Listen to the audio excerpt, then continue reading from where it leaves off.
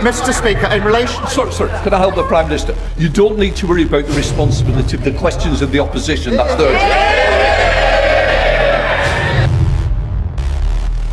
Keir Starmer, I'm asking you to leave now, because otherwise I'll name you.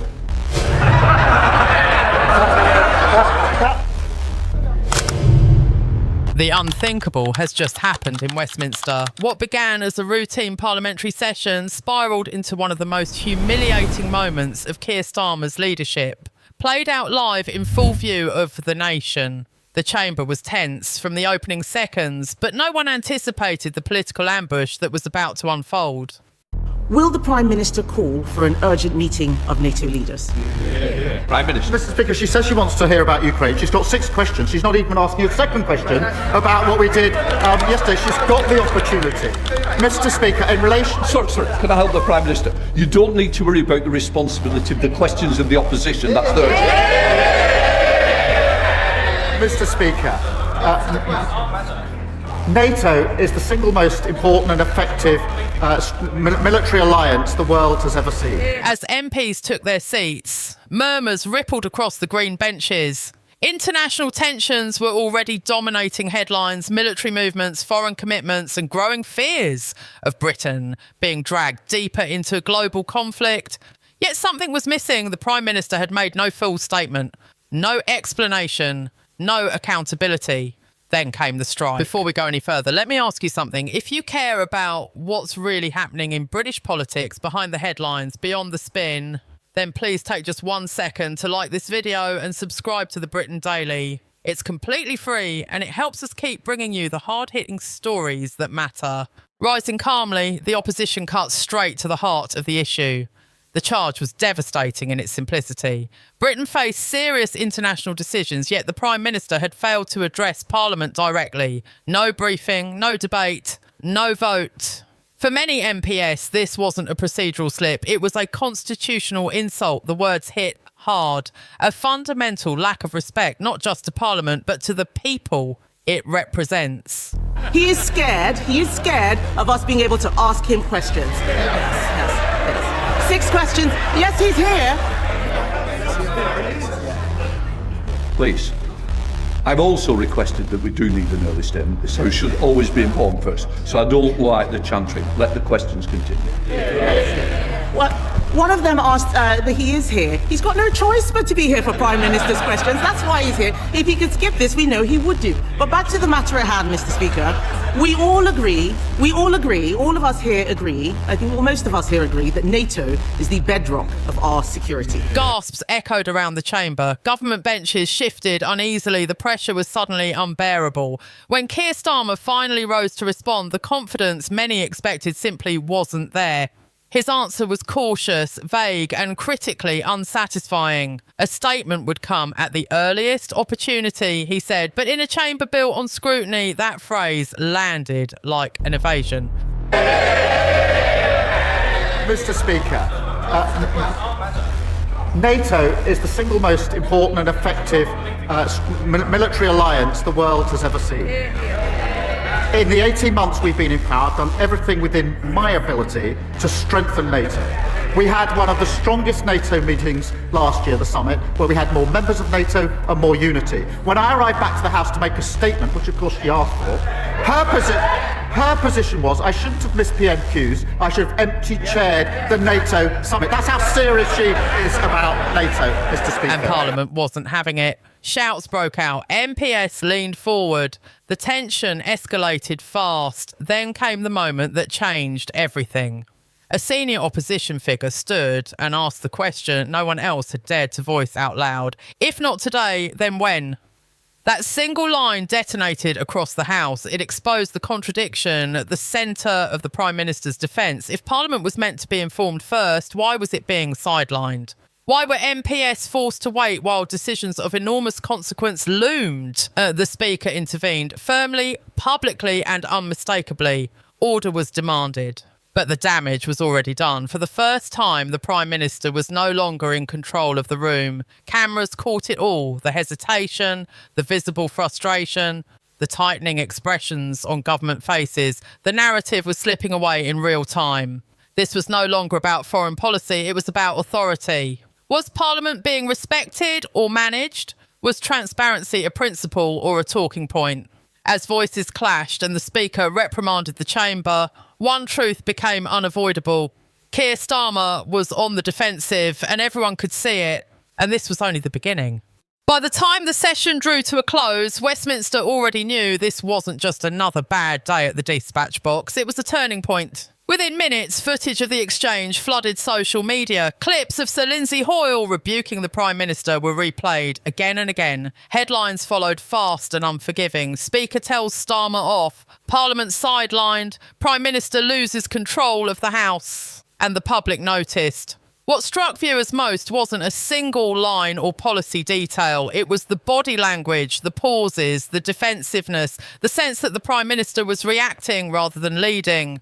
Political commentators were blunt. Former MPs described the moment as a serious miscalculation. Constitutional experts warned that bypassing Parliament on matters involving troops and international commitments risks undermining democratic norms.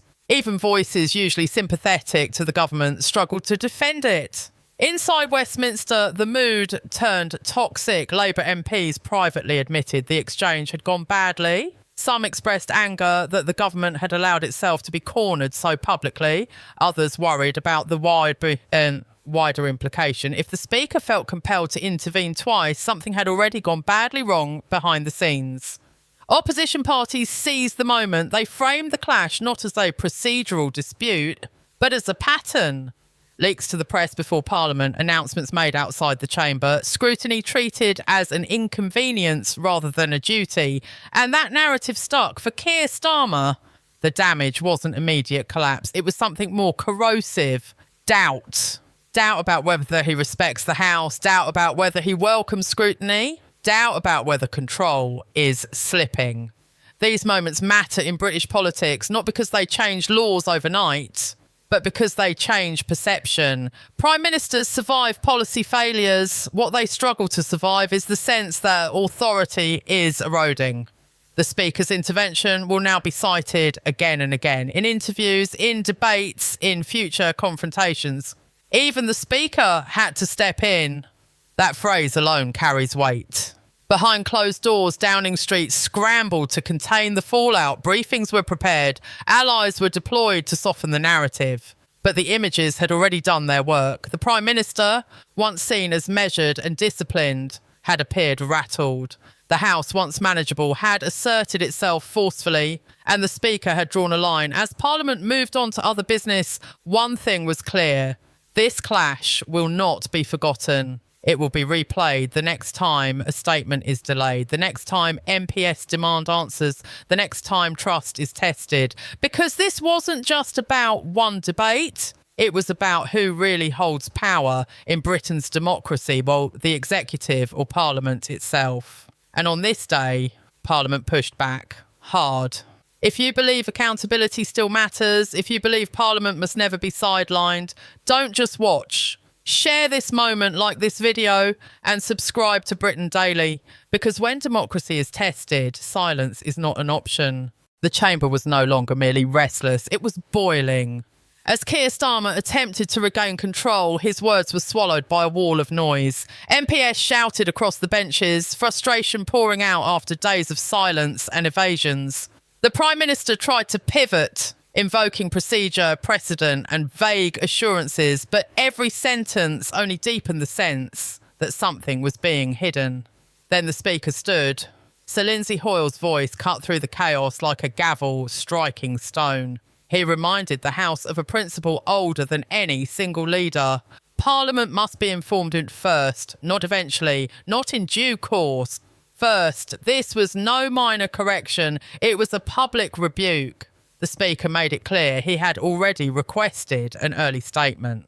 The implication was unmistakable. The Prime Minister hadn't simply delayed. He had ignored the House. The mood shifted instantly. What had begun as a heated exchange transformed into something far more dangerous, a legitimacy crisis.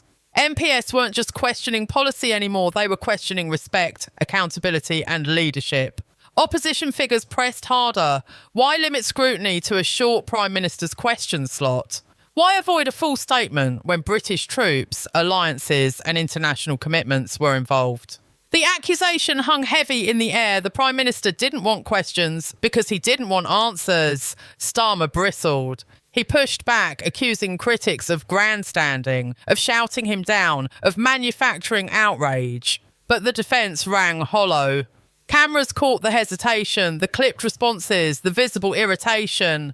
This wasn't strength. It was strain. As the exchange spiralled, another interruption came, sharp, unmistakable and devastating. The Speaker stepped in again, this time directly shielding the opposition's right to question the government. You do not need to worry about the responsibility of the opposition's questions. The message was clear. The Prime Minister does not control scrutiny. Parliament does. That single intervention landed harder than any shouted insult. It stripped away authority.